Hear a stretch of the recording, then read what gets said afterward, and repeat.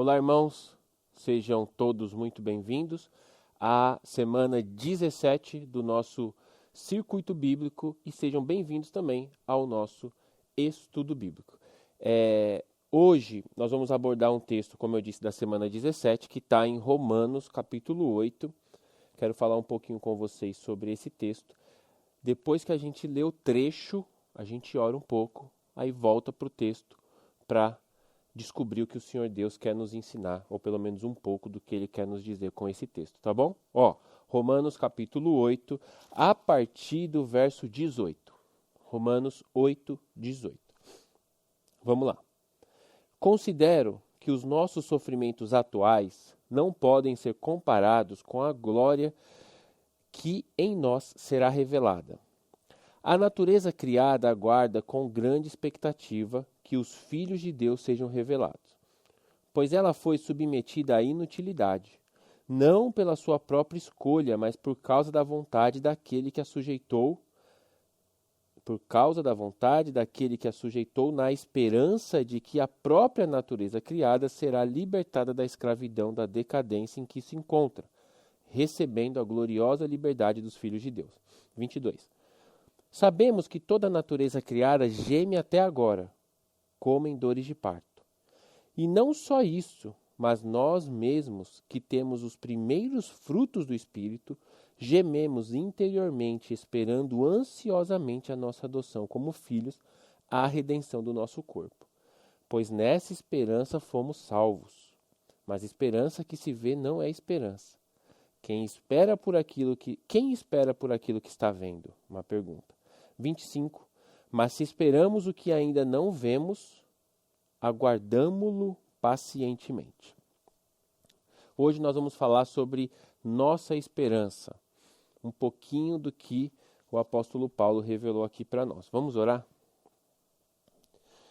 Senhor Deus, Pai, muito obrigado pela Tua palavra, muito obrigado pelo dia de hoje, obrigado por essa ferramenta de estudo, de mídia que possibilita que pessoas em diferentes lugares, em diferentes momentos do tempo, possam acessar o estudo e ouvir um pouco da Tua palavra. Pai, eu peço a Tua direção, peço que o Senhor fale conosco, tanto comigo e através de mim, e fale com os irmãos também que estão ouvindo esse estudo. Peço que a Tua capacitação, a capacitação do Teu Santo Espírito venha sobre nós, para que nós consigamos ver como o Senhor vê, para que nós consigamos entender a Tua palavra, não com olhos humanos, mas empoderados pelo Teu Santo Espírito. E eu peço isso, Pai, peço isso em nome de Jesus Cristo. Amém. Irmãos, vamos lá. O apóstolo Paulo tem um dom. Nós estamos estudando aqui na igreja local, aos domingos, a carta aos Efésios, escrita pelo apóstolo Paulo. E na turma anterior, na estação passada, foi outono, né? No outono, nós estudamos Colossenses. E aí, os irmãos que estão participando me viram falar essa frase que eu vou falar agora algumas vezes. Qual frase é? O apóstolo Paulo tem o dom de falar muitas coisas em poucas palavras. Ele é um gênio, né? Então ele consegue colocar pensamentos super profundos e uma quantidade grande de ideias em poucas palavras. Nós lemos aqui alguns versículos, 7 talvez, e ele abordou temas bem, não complexos, mas temas bem diversos e profundos, e eu quero tratar com vocês 3 desses temas, e todos eles dizem respeito à nossa esperança, a esperança do cristão, a esperança daquele que entregou sua vida a Jesus. Nós temos uma esperança. E qual é a nossa esperança? Verso 18 diz assim: Eu considero que os nossos sofrimentos atuais não podem ser comparados com a glória que em nós será revelada. Nossos sofrimentos atuais, isso lá na época que ele escreveu, mas também se encaixa e se aplica a nós hoje. Os nossos sofrimentos atuais não se comparam com a glória que em nós será revelada. Quais sofrimentos são esses? Aqui o contexto é sobre guerra espiritual. O contexto do verso 7, o capítulo 7, capítulo 8, é a luta da carne contra o espírito. Não é a luta de anjos contra diabos, tá? É a luta da carne contra o espírito. O contexto é sobre santificação. E aí ele diz que os nossos sofrimentos, os sofrimentos que atingem o nosso corpo, os sofrimentos que angustiam a nossa alma, os sofrimentos que nos jogam para baixo, eles não se comparam com a glória que em nós será revelada. Ele não está falando, eu preciso deixar isso claro, ele não está falando sobre sofrimentos humanos, sofrimentos que você causou, sofrimentos que eu causei. Ele não está falando sobre você ser maltratado no trabalho, sobre você sofrer preconceito, sobre as coisas não estarem dando certo para você, sobre o seu relacionamento, sobre a sua amizade, suas amizades, sobre as suas notas na faculdade. Ele não está falando sobre esse tipo de sofrimento. Então, eu não quero que as pessoas achem que os sofrimentos que elas causaram na vida, sofrimentos decorrentes de más escolhas, são provas e tribulações espirituais ou de Deus. Não é isso. Aqui ele está falando de sofrimento espiritual. É o sofrimento que é a angústia de você querer acertar e não conseguir. Olha o contexto. Deixa eu achar aqui. Capítulo 7, verso 18. Uma página antes. Diz assim: sei que nada de bom habita em mim. Ó, o apóstolo Paulo falando. Isso é, em minha carne. Porque eu tenho desejo de fazer o que é bom, mas não consigo realizá-lo. Pois o que faço não é o bem que eu desejo, mas o mal que eu não quero fazer, esse eu continuo fazendo. Ora, se faço o que não quero, já não sou eu quem o faz, mas o pecado que habita em mim. Assim, eu encontro essa lei que atua em mim. Essa lei, essa realidade. Quando eu quero fazer o bem, o mal está junto a mim. No íntimo do meu ser eu tenho prazer na lei de Deus, mas eu vejo outra lei atuando nos membros do meu corpo, guerreando contra a lei da minha mente, tornando-me prisioneiro da lei do pecado que atua em meus membros. Miserável homem que sou, quem me libertará do corpo dessa morte? Aqui, é esse tipo de sofrimento aqui que ele está falando. É o sofrimento de você viver, você servo de Deus, você que já tem o Senhor Jesus habitando em você através do Espírito Santo do Pai, você que já foi selado, ou seja, você que já aceitou Jesus e se batizou, você vive uma guerra, que é, você sabe qual é a verdade, mas muitas vezes você não consegue praticá-la. Você sabe o que agrada a Deus, mas muitas vezes você não consegue praticar o que agrada e ao invés disso, pratica o que desagrada. Você e eu também. Então, nós vivemos essa guerra.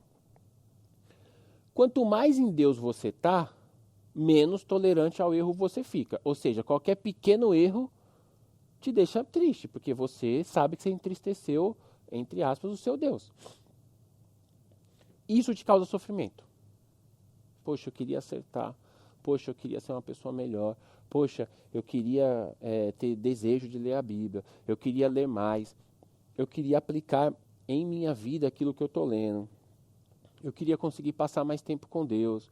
Mas eu ainda fico muito tempo nas redes sociais. Ou eu ainda gosto muito de seriado. Ou eu ainda gosto muito de sair. Mas aí na hora que você vai dormir, você pensa, poxa, eu poderia ter ficado com Deus esse tempo. Existe uma guerra acontecendo em nós, dentro de nós, literalmente dentro de nós, que é a guerra do você que nasceu de novo em Cristo Jesus, você é uma nova criatura, você é salvo e remido pelo sangue do Cordeiro, mas você habita nesse corpo aqui que nasceu do papai e da mamãe. esse corpo aqui carrega uma partícula nele aqui chamado carne.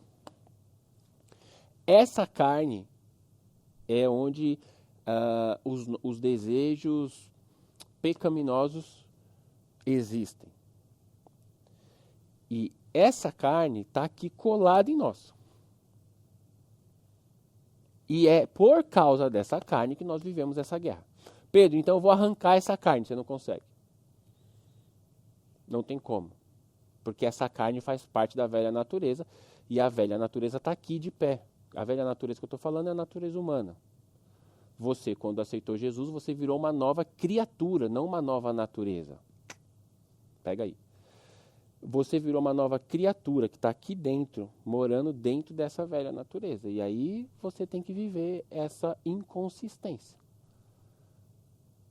Aí a Bíblia vai te ensinar o seguinte: quanto mais você alimenta o Espírito, quanto mais você alimenta a nova natureza, mais você consegue resistir à velha.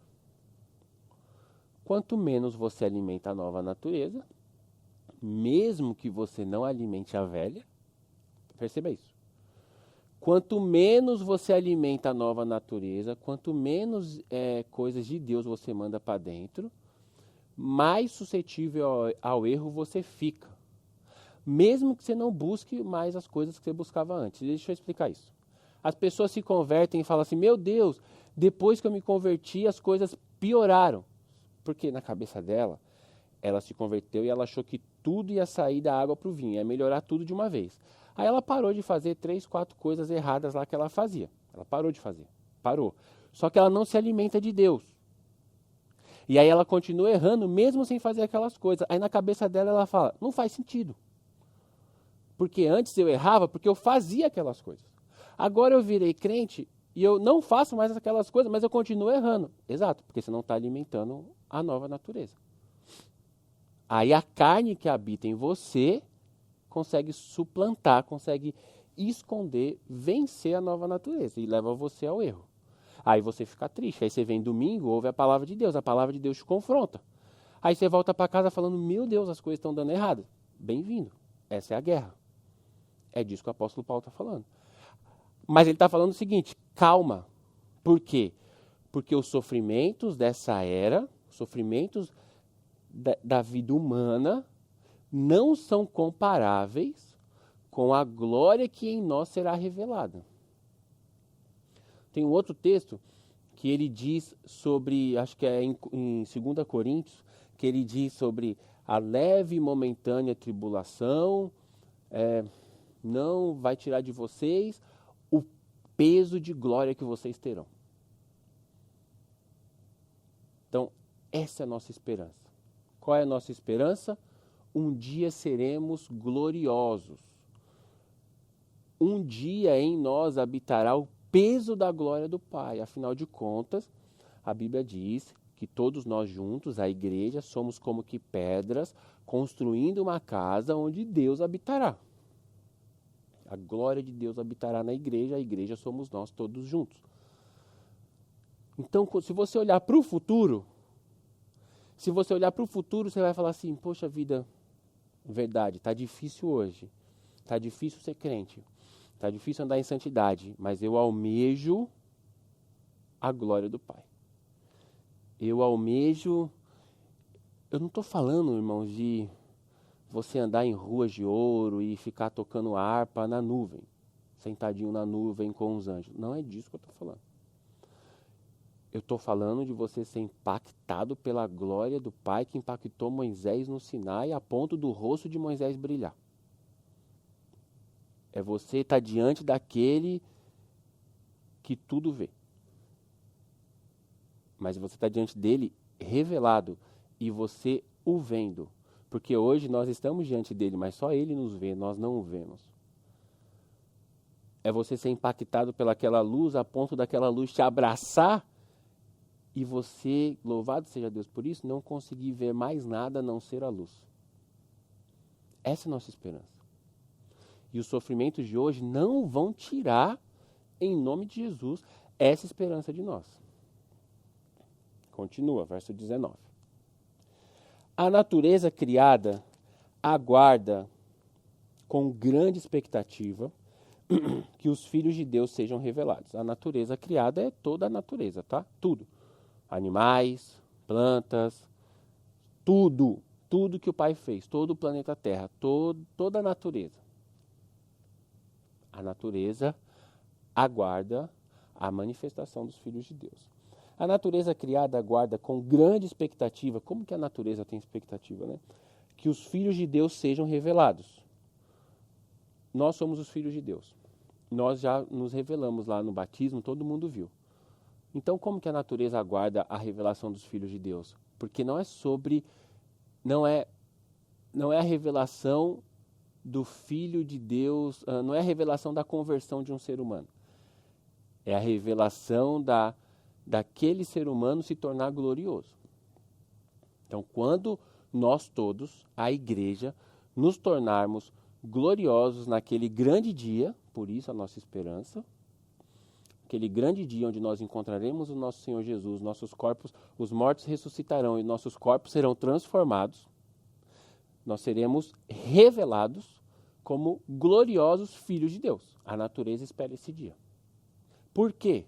Por que a natureza espera esse dia? Você consegue imaginar? Porque nós estamos, cada dia que passa, matando mais a natureza, né? A gente não precisa falar, é só olhar para o lado. Verso 20. Pois ela, a natureza, foi submetida à inutilidade. A natureza foi submetida à inutilidade. Olha que impressionante. Não pela sua própria escolha, não pela escolha da natureza. Como que a natureza consegue ansiar e consegue escolher? Isso é uma boa pergunta. Ela foi inutilizada não pela sua própria natureza, mas por causa da vontade daquele que a sujeitou. Quem sujeitou a natureza ao mal? Adão. Então a natureza foi uma vítima, assim como nós. Nós não temos culpa no pecado de Adão, a natureza também não. Mas por causa da natureza do pecado de Adão, a natureza foi submetida à inutilidade. Então ela só consegue agora ser machucada pelo homem. O homem perdeu a conexão com a natureza a ponto de extrair tudo que a natureza tem a oferecer sem se preocupar com ela, só se preocupando com o seu próprio umbigo, que é o homem. Isso é egoísmo. Foi isso que o pecado fez conosco. Se a gente não se preocupa nem com o outro ser humano, quanto mais com a natureza. Então a natureza sente isso, sente entre aspas, isso, e a natureza espera que isso acabe. Quando que isso vai acabar? Quando nós vencermos o pecado de Adão. Quando que nós vamos vencer o pecado de Adão? Continua aqui, ó. 21. Né? Ela não foi sujeita à inutilidade pela vontade dela, mas pela vontade de Adão. Na esperança de que a própria natureza criada será libertada da escravidão, da decadência em que se encontra. Escravidão da decadência em que se encontra. Recebendo, olha por que ela está esperando a gente ser glorificado junto com Jesus, recebendo a gloriosa liberdade dos filhos de Deus. Então, a natureza será liberta da escravidão quando nós formos revelados. E quando nós formos também o quê? Libertos. Como assim, Pedro? Lembra que eu falei que a gente vive uma guerra? Por que a gente vive uma guerra? Porque nós estamos aqui nesse corpo, porque a carne está nesse corpo. Um dia nós seremos libertos. Mas nós seremos libertos desse corpo? Não. Nós seremos transformados. É isso que 1 Coríntios 15 diz. É isso que a Bíblia diz, na verdade. Esse corpo aqui, que nasceu do papai e da mamãe, será transformado. E a partícula do pecado que está nele será fulminada. Isso naquele glorioso dia. O dia em que a nossa guerra acabará. O dia em que a nossa batalha acabará. O dia que você não vai mais ficar preocupado com o seu olho, para onde você está olhando. O dia que você não vai mais ficar preocupado com o seu pensamento, que você pensou besteira sem querer. O dia que você não vai mais ficar preocupado se as pessoas estão te roubando, se as pessoas estão te invejando. O dia que você não vai ter mais essas preocupações. Aquele glorioso dia. A nossa esperança. 22. Sabemos que toda a natureza criada geme até agora. Sabemos quem, né, apóstolo Paulo? Eu estou sabendo só agora, né? Ele fala, sabemos que toda a natureza geme. A natureza está o quê? Triste. A natureza está chorando. Por quê? Porque tem dores de parto. Lembra lá no pecado? Ô irmão, leia sua Bíblia, por favor. A Bíblia é maravilhosa. Lembra lá no Gênesis? O Senhor Jesus falou, a partir de agora, a terra vai produzir espinhos, cardos e abrolhos. Ou abrolhos, não sei. Não tinha isso. Não tinha. Aí a terra começou a produzir, por causa do pecado. Por causa do pecado, os seres vivos, os animais, mudaram o seu jeito de ser.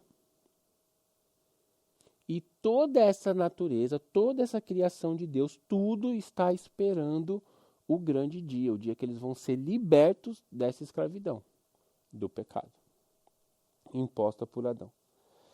Sabemos que toda a natureza criada geme até agora como em dores de parto. E não só isso, mas nós mesmos, que temos os primeiros frutos do Espírito, gememos interiormente, esperando ansiosamente nossa adoção como filhos, a redenção do nosso corpo. Aqui está a chave. Olha, presta atenção, olha quanta coisa tem nesse versículo aqui. E não só isso, não só a natureza, mas nós mesmos. Então ele vai falar, não é só a natureza que está presa, não é só a natureza que está chorando, não é só a natureza que anseia aquele dia. Nós também ansiamos. Mas nós mesmos, que temos os primeiros frutos do Espírito. Opa, calma. Nós que temos os primeiros frutos do Espírito. O apóstolo Paulo viveu a geração de Atos 2. Ele não estava lá, mas ele viveu aquela geração. O que é a geração de Atos 2? É a geração onde o Espírito Santo de Deus desceu sobre as pessoas e veio habitar em seres humanos de forma permanente, em nome de Jesus. Ali começou o que biblicamente a gente chama de últimos dias. Ali começou em Jesus, um pouco antes, né, em Jesus / João Batista, começou o reino de Deus sobre a terra. Então, nós vivemos esse meio do caminho. Eu falei um domingo desses, esse meio do caminho entre o Espírito Santo está em nós, já aconteceu, e o ainda não aconteceu, de nós termos os nossos corpos glorificados. Então a gente vive o meio do caminho entre o já e o quase lá, digamos assim, né? A teologia chama de já e ainda não. Os dois tempos da profecia do reino de Deus ser instaurado sobre a face da terra. O reino de Deus já veio, o Espírito Santo está em nós. Aqui ele fala que nós temos os primeiros frutos do Espírito. Mas mesmo nós tendo o Espírito em nós, gememos interiormente, esperando a redenção dos nossos corpos. Então são duas coisas diferentes. Nós já temos uma coisa e nós esperamos outra. Nós temos os primeiros frutos do Espírito. Nós somos a geração das primícias. Aí tem que entender a linguagem bíblica. Por que ele faz questão de falar que nós temos os primeiros frutos, nós os primeiros frutos do Espírito? Primeiro fruto, rapidamente, é uma festa judaica, onde você, para celebrar a colheita que chegou aquele ano, você pega o primeiro fruto e entrega para Deus, lá no templo. Deus não come fruta, os sacerdotes comem, mas você entrega aos sacerdotes como que entregando a Deus. Por que isso? Porque você, além de falar para Deus, eu confio tanto no Senhor, eu esperei tanto eu arei a terra, eu fiz o buraco, eu joguei a semente, eu fechei, eu orei para a chuva veio, demorou um tempão, nasceu essa árvore, veio o fruto, eu esperei tanto isso acontecer. Mas eu confio tanto no Senhor que eu vou pegar esse primeiro fruto e vou devolver para o Senhor, para que eu coma do segundo fruto para frente. Isso é primícias. Continua.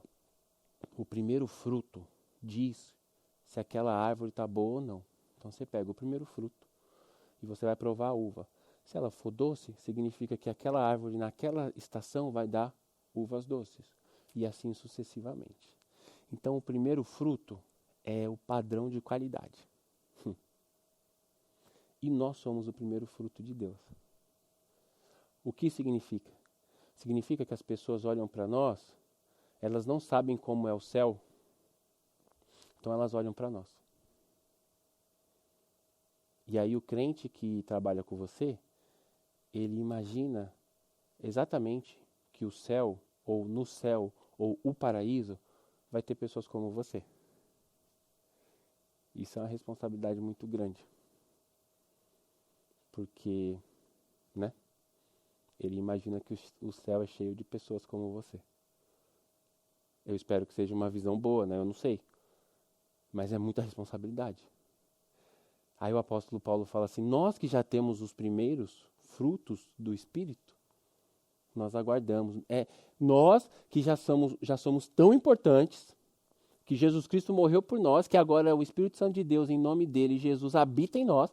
Nós que temos essa importância grande, grande, grande, gigante importância, mesmo assim, nós esperamos a redenção dos nossos corpos, como a natureza. Essa é a maior esperança do cristão, irmãos.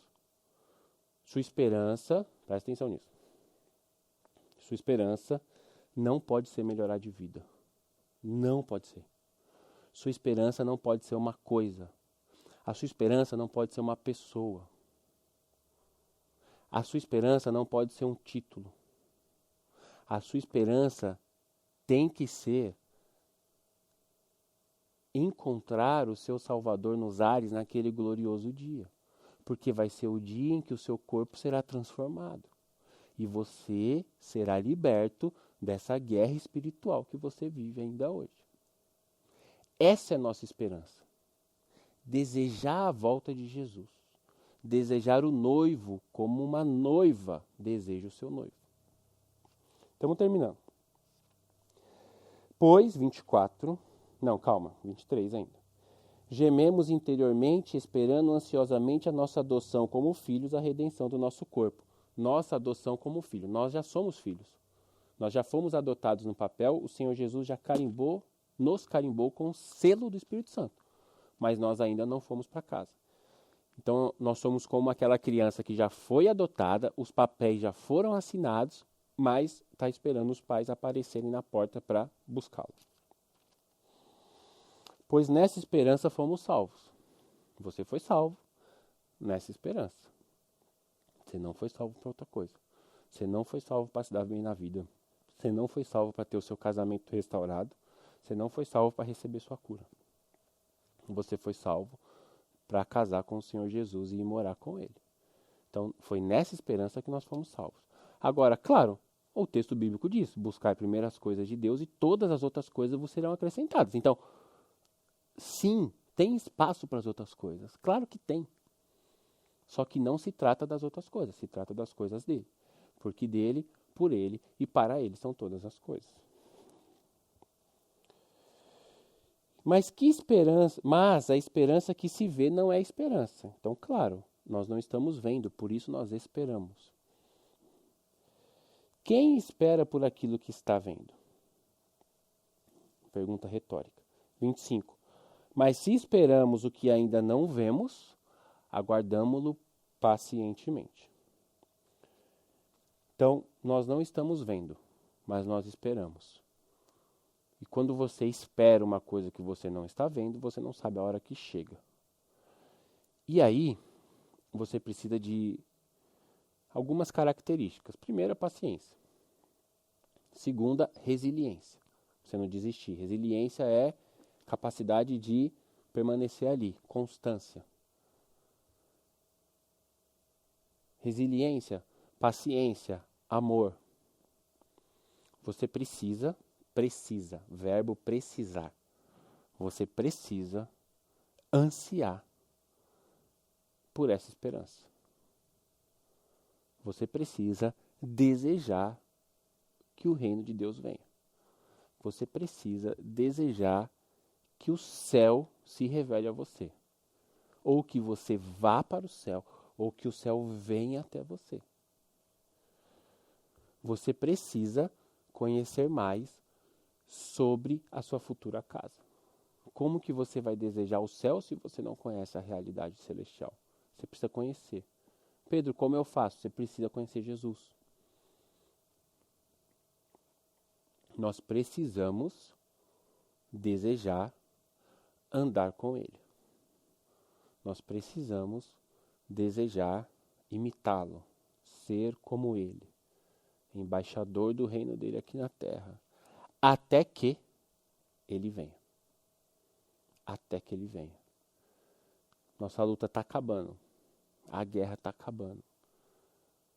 Nós, de forma alguma, os sofrimentos serão maiores do que a glória. Então é o contrário. A glória futura será muito maior que os sofrimentos. Só que os nossos olhos só enxergam o sofrimento, porque nós estamos em meio a o sofrimento. Então você precisa pedir para que o Senhor Deus abra os olhos do seu coração, abra os olhos do seu entendimento, para que você não tenha olhos para cá, mas você tenha olhos para lá. E aí, tendo olhos para lá, você verá aqui com olhos transformados. E você vai ser uma pessoa melhor aqui, porque você está olhando para lá. Você está aguardando que a sua esperança seja o quê? Cumprida. Você está esperando, aliás, você está ansiando que a sua esperança se concretize e que o Senhor Jesus apareça com poder e grande glória, suprimindo todo o mal, aniquilando a carne nos corpos dos crentes, prendendo o inimigo e fazendo com que de uma vez por todas o mal suma da nossa existência e a gente possa desfrutar, voltar para casa e desfrutar daquele jardim que não produzia espinhos, onde a alegria não tem fim, não tinha fim, e onde principalmente o Senhor Deus pairava todas as tardes e vinha conversar conosco, a humanidade. Nós estamos voltando para aquele lugar e eu espero que você esteja ansiando por isso. Que Deus te abençoe, em nome de Jesus.